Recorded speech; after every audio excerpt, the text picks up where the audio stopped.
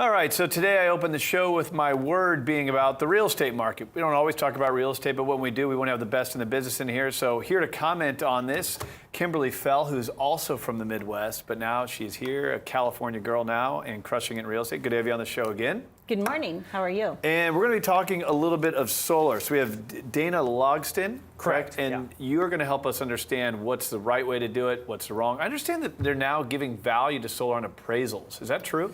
Yeah, if you buy the solar outright. Versus leasing. Yeah, leasing, they don't. And the leasing can really throw a hiccup in the whole. Yeah, so we're gonna go deep on that. But first and foremost, I talked about the real estate bubble. What do you think? Is there a real estate bubble, Kimberly Fell? I personally don't think we are. I think that there's a chance that we could if lending really loosens up, but I don't feel like we're there yet. I don't think that prices are increasing as quickly as they were, but I think it still leans just a little bit toward the seller's market. So settled in, so the prices are maybe settling in a little bit, getting a little more normal. Yeah. It's been a little crazy here for a while. How's the end of the year finishing up for you? I think it's good. I think the last time I was here, I said, hopefully after Labor Day, we'll start having more showings. And I got kind of nervous because I didn't really feel that. And then just this week, all of a sudden, like on a listing that I had 3 showings on last week, I had 4 on Monday. So it seems like people are getting back out there that want to, make it happen by the end of the year. It's an interesting time. The people that are buying are more serious, right? Yeah. So you can really make some deals happen at the end of the year. I have a neighbor whose home's been on the market for a couple months now. It makes me nervous. But then again, it could be overpriced. How important is pricing? Well, pricing's always important. And in general, though, I think that the realtors are pricing homes properly because if you have it priced properly and it's a nice home, it will sell fairly quickly. It's going to move. What's the risk of overpricing? Because if I'm a homeowner and I'm trying to sell my house, aim high, right? I heard there's low inventory. I heard we're going to get a lot of offers. My neighbor's home sold above listing price. So get me $1 million for this $900,000 house is what the seller says. What's the risk? I think it's a huge risk. I think that people are savvy enough to know when a home's overpriced, and they may not even see that home thinking that you're an unrealistic seller. And the longer that your home is on the market, the more stale it gets, or the more people think that possibly there's something wrong with it. Do you still have appraisal issues? No, I've actually had a lot of luck. One of the problems that I have had, though, is again pertaining to solar.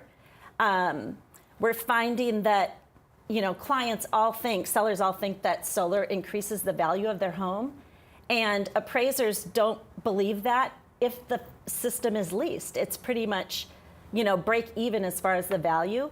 And if it's paid in full, then it can be maybe like a $10,000 to $20,000 appraisal add-on. Well, let's bring in the solar expert here, Dana. So, people go after the solar plan because it can save them money, and maybe because they're all about the earth and it's good for the planet, right? So those two things, a lot of people are really attracted to solar now. But as far as the property values and the leasing versus owning, what advice can you give? Well, the lease is good for a select few people, in my opinion. Definitely owning it outright is a better way to go. Similar to leasing a car, some people lease a car for completely different reasons. Right. So they want a new car every couple years. With solar, the lease really is not a good option. You're going to pay more down the line. The solar panels nowadays are unbelievable, 25-year warranty panels. The inverters come with a 15-year. If you go with a micro inverter, that's the inverters that sit on the panels, you can get a 25-year warranty on those. So if you finance a system, which most people do, over a 10-year span, what you're paying for the system is just a little bit more than what you were paying to SDG&E. And then at the end of that 10 years, you've got another 15, 20 years of electricity that you're getting that's already prepaid. How do people typically go about the financing process? I would think that a good thing to do right now is just refinance it out of the equity in your home if you have it, attach it to the mortgage in a 3-something% rate, tax deductible. That's probably one way. What are the alternative ways? Well, the best way, of course, is if you already have the money in place. But by far, the second best is you use the equity in your home and not have to go through a HERO program, Y-Green. There's a bunch of different lenders that will lend on this. The HERO is a good program if you have no other options, but their rates tend to be significantly higher than if you could just borrow against your home equity. So, Kimberly, you're working on the buy side and sell side of real estate. What kind of appetite do people have for solar? Do they reach out to you on it, or is it something you introduce to them? What's the level of interest from the market? I think it's interesting if it's paid in full, but you also have to be careful because there are a lot of transactions that really get a wrench thrown in. If there is solar, I just had a listing actually where the seller, we decided to raise the price of the home by $20,000 and pay off the solar lease. My client had called in and said, we owe $20,000 on it, let's just pay it off. So you raise the listing price. Yes. The idea of getting a better sale that helps you to pay off the lease. Okay. Exactly. And in the end, that paid off their 20-year lease, but it did not pay off a residual of $12,000. And so at the end, we had promised that the seller got, paid in full solar, and it ended up being $12,000 more than we had expected it to be. Interesting. And when people do it on their end, do you see them saving money? I mean, how much do people usually save? Like, when does it make sense? Well, if your bill's more than $200 a month for the electrical part of your bill, not the gas and electrical, right, absolutely makes sense, especially if you're going to stay in the home more than 5 years. It really doesn't make sense not to do it with the cost of solar now. When we first started seeing solar go up on roof 16, 17 years ago, the price was 3 to 4 times what it is now, and it generated less electricity. Now it doesn't make sense not to do it.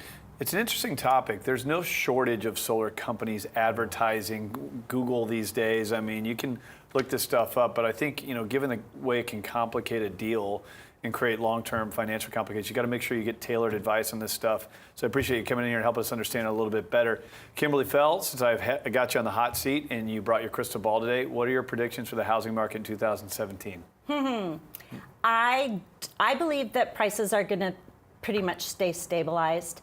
And possibly we could get the buyers a little bit of a break, more toward a buyer's market. But I think a lot of people are holding out right now on the election, and people are kind of scared to do anything. So however that turns out. It is a scary election. Yes. I will agree with them there. Kimberly Fell, thanks for coming on the show. All-star in real estate, crushing it up in North County, and a gal from the Midwest. Always good to have you on. Thank you for coming on as well. Dana learned a little bit about solar today. If you guys want to connect, you'll find them online. Great team to help give you some advice. All right, coming up next, we had so much fun last week. The Gaylord Hanson team took us out into the market. We went to these different elementary schools which had military kids, and we put some shoes on the feet of these kids. We had so much fun doing it. Check out this clip of us doing that activity.